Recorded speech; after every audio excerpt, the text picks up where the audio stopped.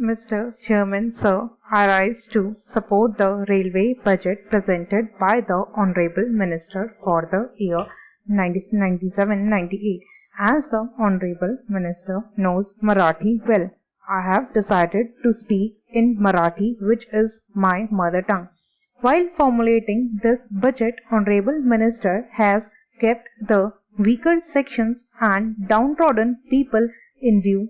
He has not proposed any increase in the passenger fares, freight or parcel rates, and yet shown a surplus of rupees 69 crores. He had proved a Marathi saying, which means that though the person is statured, yet his achievements are great. I therefore congratulate him for presenting a very good budget. I also thank him for giving several concessions to war widows, youths, and farmers and drought-affected persons. This is a special feature of this year's budget. He has also decided to open 50 new railway stations and convert 67 into model railway stations. Some of the major concessions offered in this budget are 75% concessions in passenger fares to war widows, increase in the concession for transportation of fodder in drought-affected areas from 8 to 25%. Similarly, 50% concession in first class and second class and season tickets, which was offered to handicapped persons, continues this year as well. I thank him for offering those concessions to the needy persons. Honorable Minister has doubled the contribution to the reserve fund. For accident compensation, this year's budget earmarks rupees 60 crores. Indian Railways, I am happy to point out, are leading in the world in the matter of freight traffic. In the developing countries also, Indian Railways occupy an important place. Indian Railways have achieved success in other spheres as well. Railwaymen participated in the international sports meets and won medals and laurels for the railways. I congratulate the railwaymen for achieving success in the field. Under the new economic program, Ministry of Railways undertook the program of planting of trees, successfully implemented the program by nurturing the trees. I thank the Honorable Minister for responding to make a few suggestions on the railways. There are passengers who take liquid while traveling in trains. It causes a lot of harassment to the women passengers.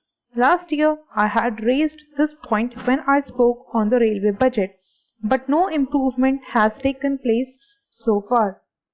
There is a law to prohibit drinking in the trains, but the law is not effectively implemented. Women cannot go to court of law due to social compulsions. That is why it is necessary to take strict action against persons who take drinks in trains. I myself had to face such a situation. That is why I would like to point out here and request you to take immediate action in this matter. Another point is that cleanliness must be maintained in trains and in railway stations. In second class compartments there is total lack of cleanliness.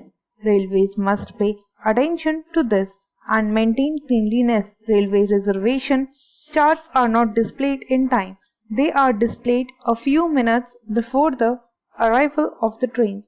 This leads to a total of inconvenience to the passengers who are traveling with their families. I request that reservation charts should be displayed at least 2 hours before the arrival of the trains. Regarding catering service, I would like to point out that though you have effected some changes, they have not brought about the desired improvement. Though the lunch packet is priced at rupees 15, it does not give standard food, as the catering service presently manned by male persons it is not satisfactorily managed. Women are ideally suited to offer catering services because of their natural qualities like economy, cleanliness, and therefore it would be better if the catering services in railways are offered to women. For its management, women officers should be appointed to oversee catering service, and 25% of staff and canteens should be given to women for their management. As this year happens to be the International Women Year and this week Women Week, I request the Honorable Minister to give this gift to women on this occasion. As women do not lag behind in any sphere, they should not be deprived of this opportunity. I suggest that 5 bogies in each train would be especially reserved for women. As women find it difficult to get accommodation in general compartment, especially when they are traveling with their children and luggage, it is necessary to reserve 5 to 6 second class bogies in each train.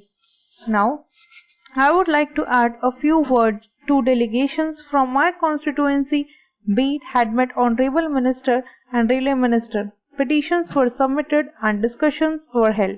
We had thought that the survey work of the new line would be taken up and work started, but I am sorry to find that in this year's budget there is no inclusion